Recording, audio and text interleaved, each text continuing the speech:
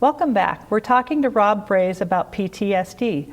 Rob is a psychologist for the U.S. Department of Veterans Affairs at the Fort Harrison VA Medical Center in Helena, Montana. Welcome back and thanks again. Thank you. So on this part, I would like to talk about the types of treatments that are available at the VA clinic for people with PTSD. Can you share some of that type of information with us? Of course. The frontline treatment for PTSD is psychotherapy or talk therapy. We offer that in a variety of different formats, individual, group-based formats. Now, the VA tends to emphasize what we call evidence-based treatments, which are treatments that have a research backing to support that they're effective. Medication is also commonly used to help with the symptoms of PTSD and is available through the VA as well. Okay.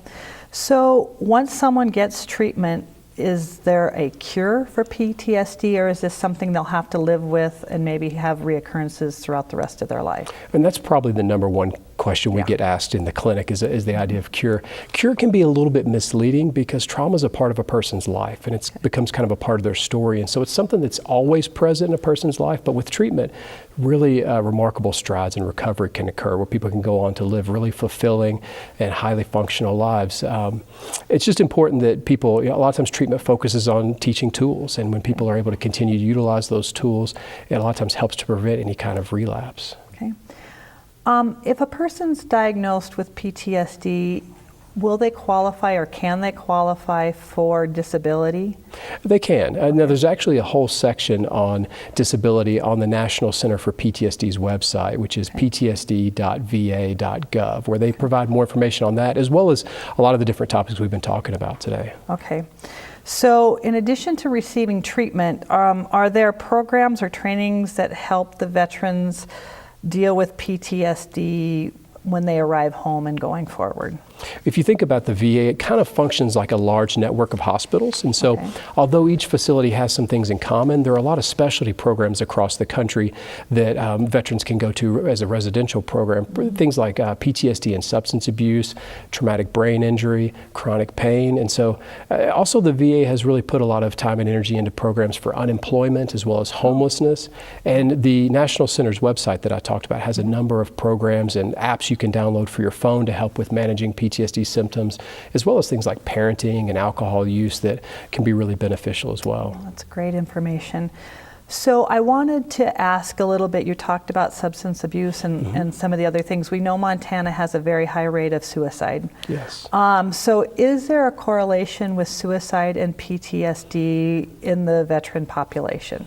The correlation itself has been kind of a hot debate recently, but we do know, just like you said, suicide's a huge concern in the veteran community as well as within the state. It's the 10th leading cause of death, and of those who actually complete or die by suicide, about 20% of those are veterans. The biggest resource I think we have is the Veterans Crisis Line. It's 1-800-273-8255, and if a person presses 1, they're immediately saying that they're a veteran. They're immediately patched in to speak to someone during a time of crisis. And recently they even came out with where you can text confidentially also to someone in a time of crisis through veteranscrisisline.net or 838-255 via text, and you can get connected with someone that way. So great resources for these folks right now when they need it. Exactly. Okay. Then I wanted to also circle back to the drinking and the substance abuse. Can that make the PTSD more severe, or how does that affect it? Definitely. Alcohol and drugs are a lot of times things people turn to early on when they're trying to manage some of the symptoms. But for alcohol, for instance, a lot of people will drink sometimes to help them sleep, but we know that alcohol use actually makes your quality of sleep worse. And then some of those problems that are kind of similar to depression, the avoidance and the numbing, the alcohol just can exacerbate those. And then a lot of times over time, if you heavily rely on those, we have problems with dependence and addiction that develop down the road. Okay. And then you mentioned depression. Can you talk a little bit about that and how it relates to PTSD? Well, several of the symptoms of depression and PTSD actually overlap. Like the numbing, the isolation, the withdrawal. And so it's really common for people to struggle with both at the same time. The good news is treatment, both the therapy and medications for PTSD have a really positive effect on depression as well too. Okay. Earlier, before we took the break, we talked about the rural nature of Montana. And so I wanted to ask you about how can veterans who live in a real rural area get the assessment and or treatment that they need when they're so far away from the VA hospital? Well, the VA's really put a lot of energy and effort into developing more telehealth services. And so rather than driving to one of the major facilities, you can drive to one of the community-based facilities and through the computer access the same kind of treatments that you would individually in one of those community outpatient clinics. Okay.